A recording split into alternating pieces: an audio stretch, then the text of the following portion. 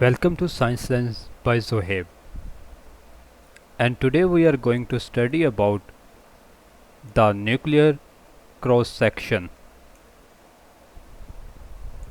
Nuclear cross section एक अहम quantity है जो किसी न्यूक्लियर रिएक्शन को डिफाइन करती है, और ये वो प्रोबेबिलिटी है जो कि हमें बताएगी कि कोई रिएक्शन होगा या नहीं होगा। हम इस प्रोबेबिलिटी को कुछ यूँ डिफाइन करेंगे कि कितने नंबर ऑफ पार्टिकल्स अमिट हुए या फिर न्यूक्लियाई जो कि ट्रांसफॉर्म हुआ जब एक specific number of incident particles उस पर बम्बार्ड किए गए।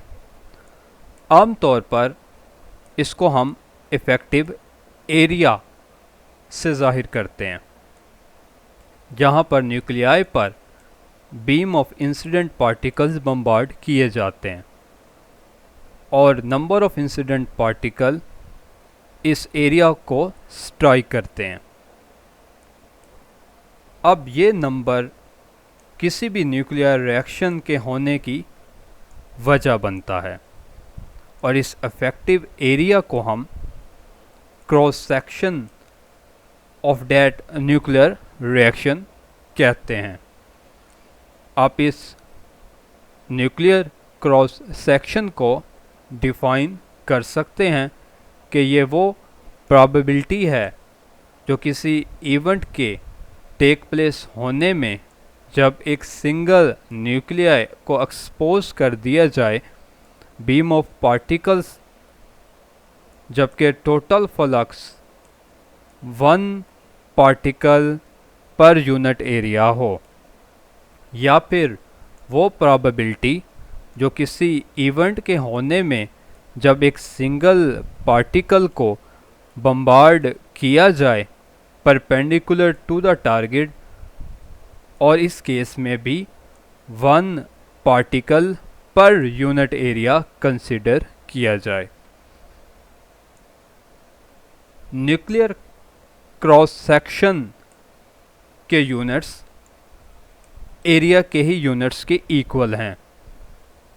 आप जानते हैं कि न्यूक्लियस का रेडियस 1 फर्मी मीटर होता है। सो इसीलिए क्रॉस सेक्शन न्यूक्लियर रिएक्शन का वो 10⁻⁻27 से -28 मीटर स्क्वायर के दरमियान होगा। और अपनी आसानी के लिए, क्योंकि ये वैल्यू बहुत छोटी है, हम एक और यूनिट इंट्रोड्यूस करवाते हैं और उसको हम बर्न कहते हैं, जहाँ एक बर्न बराबर है 10⁻⁻28 मीटर स्क्वायर के। हम फर्ज करते हैं कि एक स्लैब किसी भी मटेरियल की जिसका एरिया A और थिकनेस dx के बराबर, जो कि इस फिगर में रेड लाइंस में शो की गई है। अगर इस मटेरियल में पाए जाने वाले एटम्स की तादाद पर यूनिट वॉल्यूम n हो तो टोटल नंबर ऑफ एटम्स की तादाद n इंटू वॉल्यूम होगी। यहाँ पर a इंटू dx इसका वॉल्यूम होगा। अब ईच न्यूक्लियस का क्रॉस सेक्शन को हम सिग्मा से जाहिर कर देते हैं, तो टोटल क्रॉस सेक्शन इस वॉल्यूम में इतना होगा n a dx into sigma.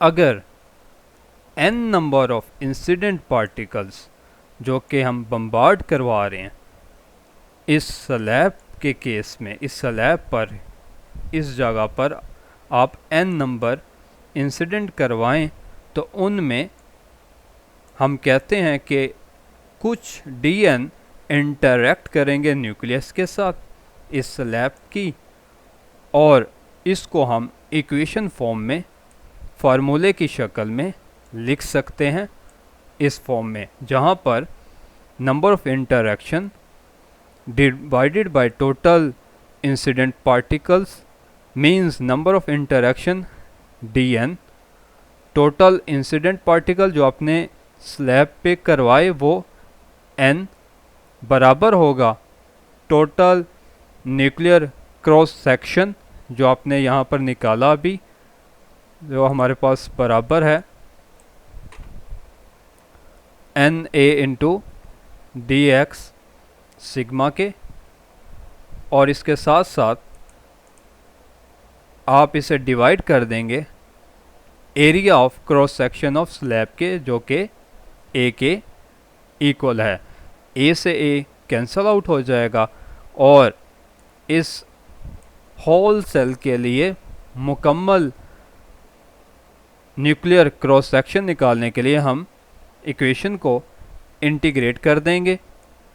और इंटीग्रेट हम करेंगे original number of incident particles and node से n तक, और टोटल हमारे पास जो ये वॉल्यूम है वो 0 से x के दरमियान। तो इस तरह आप इसको इंटीग्रेट कर देंगे। यहाँ negative sign right hand side equation का ये बताता है कि नंबर ऑफ पार्टिकल्स इंटरेक्शन के बाद जो अमिट आउट होंगे उनकी तादाद पहले से कम हो जाएगी। अगेन यहाँ पर n नॉट इंसिडेंट पार्टिकल्स की तादाद, n surging number of particles जो दूसरी साइड पर अमिट आउट होंगे, सिग्मा न्यूक्लियर क्रॉस सेक्शन, और n नंबर डेंसिटी या फिर नंबर ऑफ पार्टिकल्स जो कि इस मटेरियल में पाए जा रहे हैं। अब जब हम इस इंटीग्रेशन को सोल्व करेंगे और लिमिट्स को ओपन करेंगे तो बाकी इक्वेशन हमारे पास इस फॉर्म में आ जाएगी। अब इस इक्वेशन में हम लॉग को जब ख़त्म करेंगे तो हम दोनों साइड पे एक्सपोनेंशियल ले लेते हैं और इक्वेशन को बैलेंस कर लेते हैं। और फाइनल इक्वेशन हमें ये बताती है कि जो number of particles surviving particles हैं जो दूसरे एंड पर रिसीव होंगे आपको, वो ओरिजिनल नंबर से एक्सपोनेंशियली डिक्रीज़ करेंगे। और जैसे जैसे आप थिकनेस बढ़ाते जाएंगे स्लैब की, वैसे वैसे हमारे पास सर्वाइविंग पार्टिकल्स की तादाद भी कम होती जाएगी। इस टॉपिक के रेलेवेंट हम एक न्यूमेरिकल सोल्व आउट करने की कोशिश करेंगे। न्यूमेरिकल की प्रॉब्लम आपके सामने दी गई है और इसके लिए आपने फ्रैक्शन ऑफ इंसिडेंट बीम निकालनी है। आप फॉलोइंग फार्मूला अप्लाई करेंगे। n की जगह अभी आपने जो n की वैल्यू निकाली इसको आप रिप्लेस करेंगे। तो आप जब रिप्लेस करेंगे कॉमन लेंगे और बाकी वैल्यूज़ दी गई हैं उनको यहाँ पर पुट करेंगे और परसेंटेज निकालेंगे तो होपफुली 68% इसका आंसर आएगा। तो आप इसको खुद से सोल्व आउट करेंगे।